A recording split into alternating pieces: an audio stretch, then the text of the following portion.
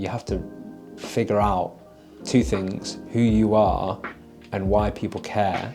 But it's not just about that. It's like them being tactical about what of that do people really care about, and can people find value in or interest in or support and things like that.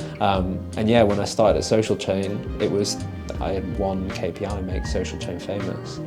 And I mean, we did it. But the first year, we didn't start building Steve's personal brand until the second year of Social Chain.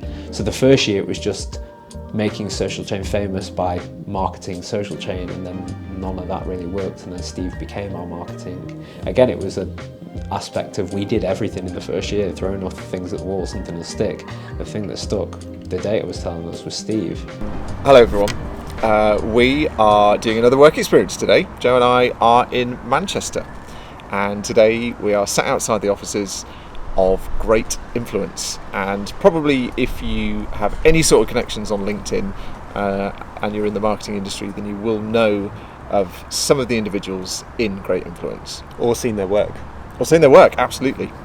So Ash used to work with Stephen Bartlett, so he used to be the guy behind Stephen Bartlett's growth, or at least one of the first employees at Social Chain. And over the course of a few years, then he has built his own personal branding agency. It's a mad journey, and like he's such a self-effacing, interesting guy that we thought we could definitely just hang out, sort of spend a few hours with him and the team, and sort of see what we could learn about personal branding. So that's what we're here to do.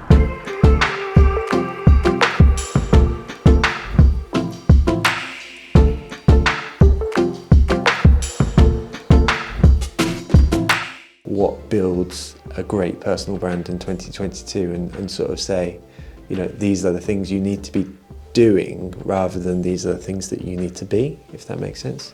I used to think it was really easy because it's like just be yourself in a sense. It's also the hardest thing to do because you're so influenced by what everybody else is doing that it kind of subconsciously creeps into what you think you should do. You have to figure out two things: who you are and why people care about the bits of who you are.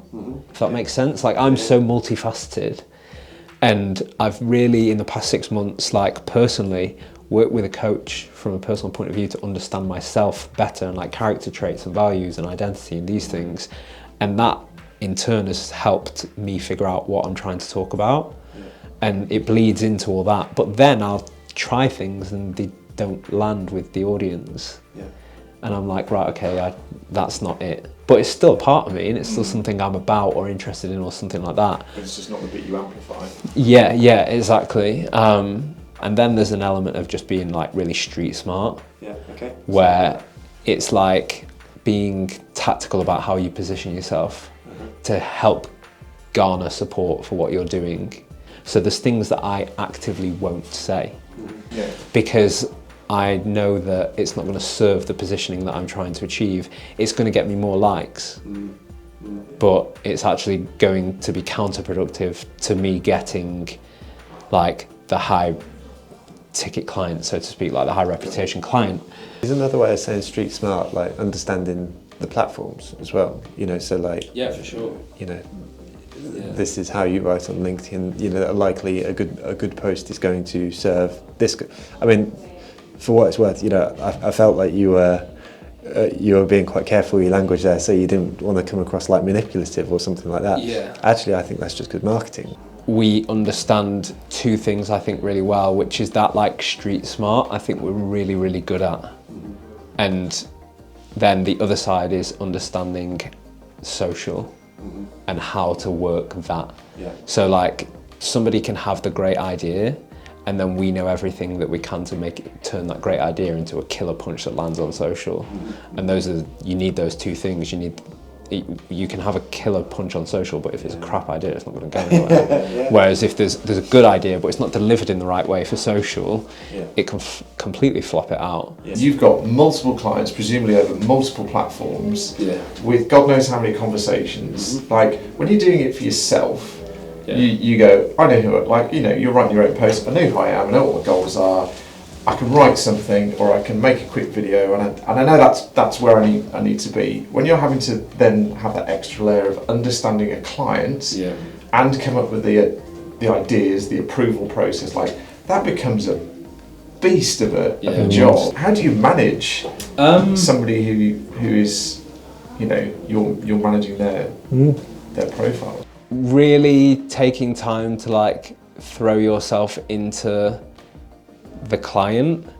So there's some people that we worked with that are really high profile, and it's fantastic because there's mountains of content. And there's some clients that we've got that I've listened to thousands of hours now of what they say, think, how they say it, and all this kind of thing. So it's like, as much as we possibly can, getting under the skin of it, because once you can think in their voice, you've cracked it. And I can think of several clients that I've directly worked on, and I can literally speak in their voice in my head, and that's when you know you've got it.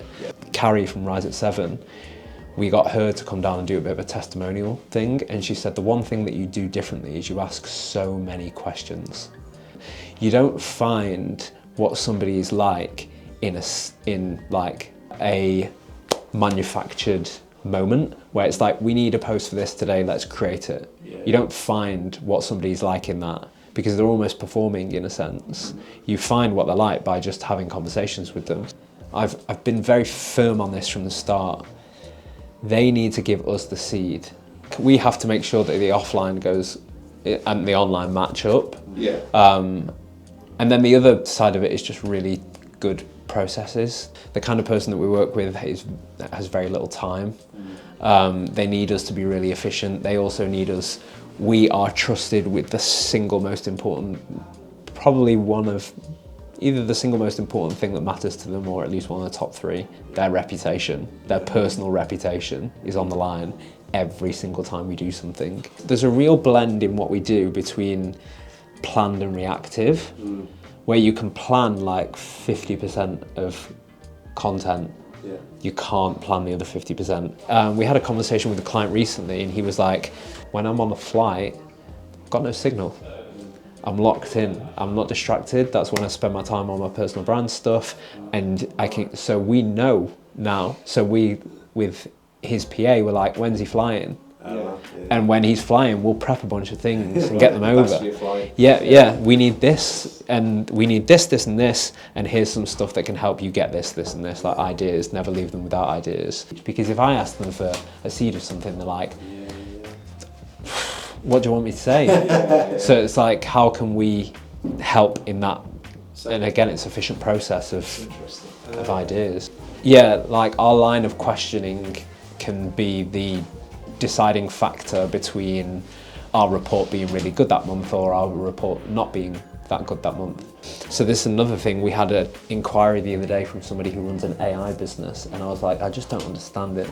So I'm going to be really bad at it, therefore we're not going to be great at it. So try to make sure that we're working with people where we have like a understanding of what they do and an interest in it. So it's almost just, the conversations are really selfish a lot of the time, because it's just what I'm finding inquisitive, and then I'm trying to think on my feet of where it goes next in an interesting place.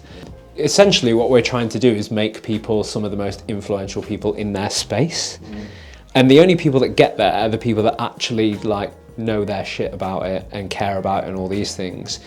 It's not interesting to anyone that we build social media and content teams around people. That's only going to be like this level of interesting. Whereas the underlying reasons of some of what I've described around that are actually like this level of interesting. So actually the goal here isn't general fame, you know, it's actually quite a specific thing, you know, it's a lot more narrow than sort of general fame. Or is it not? You know, do you want to make people famous? And actually that's far more important than sort of like a narrow sort of world. No, I think it's getting them specific and then making them as famous as humanly possible within the specific. With our onboarding and continually asking the question in like quarterly meetings and things like that is, why are you doing all this? and people can be so guarded about it, and it's like, it helps us understand how we're trying to like manufacture what we're trying to do. 95% of people that we say no to is because they've got, like, when we talk to somebody, they've got to have something that lights us up. I think like what we do is essentially we build like social media and content teams around people. Is that how people see it? That's how I see it, as the most simple way of doing it, because I think if you say you're a personal brand agency, it's like, what do you actually do? Or do you do PR? Do you get people speaking gigs or get people onto podcasts? Do you do this? Do you do that? And it's literally, we just build social media and content teams around people. Actually, we're really privileged. I'm really privileged. Got the most unbelievable case study you can ask for of, like, I worked with Steve and people kind of know about that, and that opened one door, which then opened the next, which then opened the next, which then opened the next. Like, you know better than anyone on how important it is to just be yourself in these things, like the authenticity of it, and it can't be replicated. Personal brand is just personality. Like, it's as simple as that.